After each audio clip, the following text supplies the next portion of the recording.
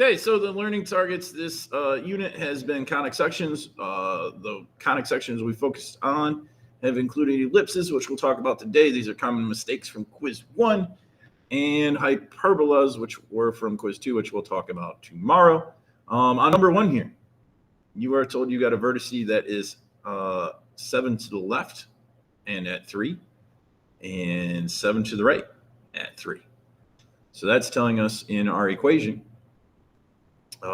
the major axis, x squared, and it'll be over 49 because 7 squared, ultimately the radius along that major axis, r squared, 7 squared gives us that 49. And then along the y-axis, that is the minor axis, we are 3 above and 3 below. And here's the key thing. We're not at a y of 0 here. So our equation, and I'll show that we can double check this real quick.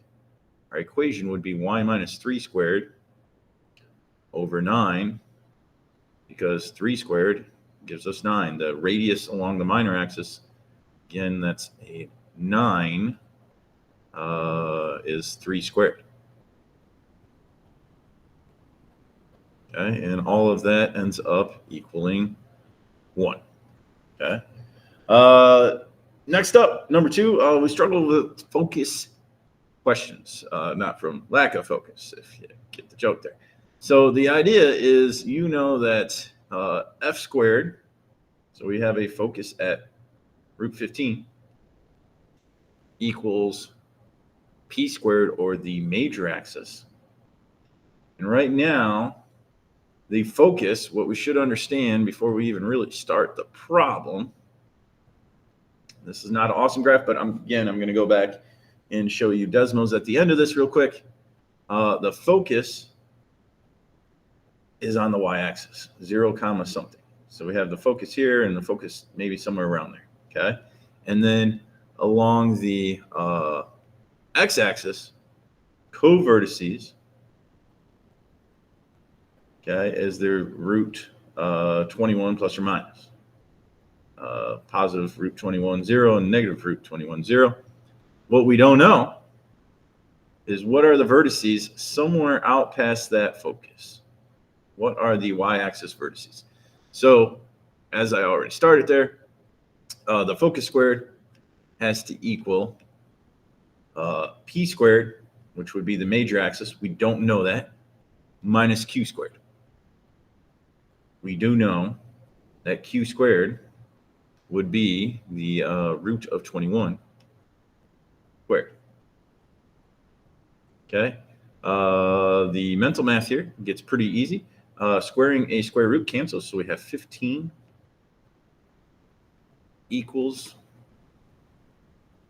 again, we don't know the major axis, which is, we know the major axis is the y-axis, but we don't know the value there,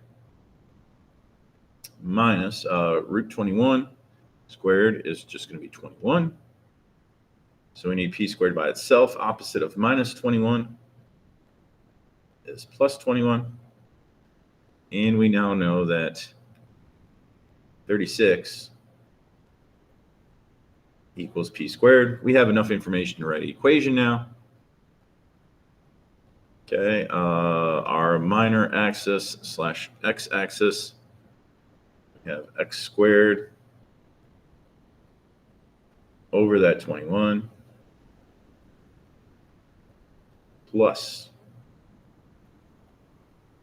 y squared over 36, and that all equals 1. Okay, so that's number 2, and again, we'll double check that on Desmos coming up here. What changes in number 3 is both of these are along the y-axis. So my variable moves. I still know I have a 4 squared. Okay. Because I know the focus. This time I know p squared.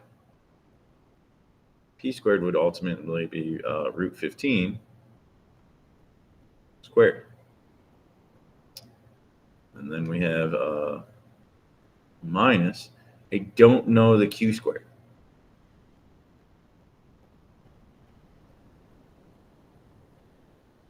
Okay.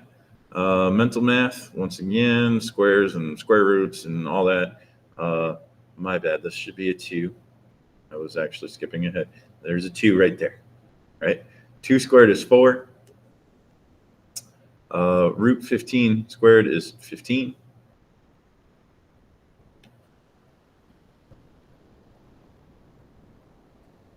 And we don't know the q squared. Okay.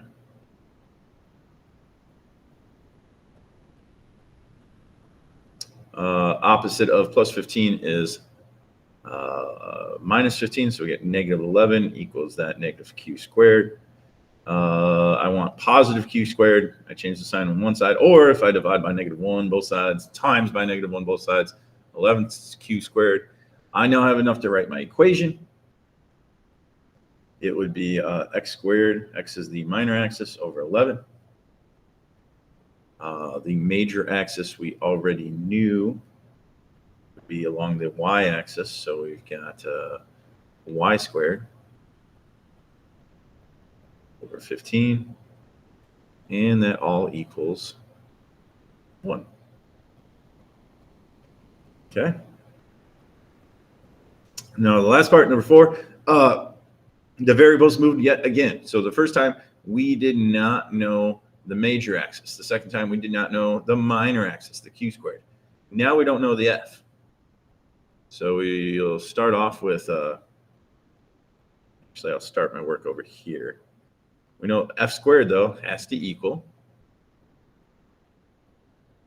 our major axis squared, which happens to be the x-axis, minus our minor axis,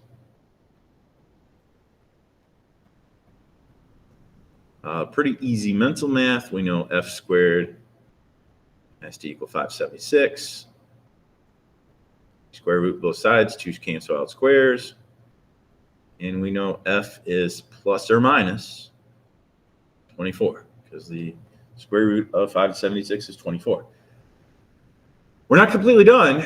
That is off the center. So this is telling us this ellipse is centered at negative 15, 4. We are 24 to the right and left of that point. So kind of diverging here. We've got 2 foci, one of them at negative 15 plus 24, 4, and the other one at negative 15 minus 24, 4.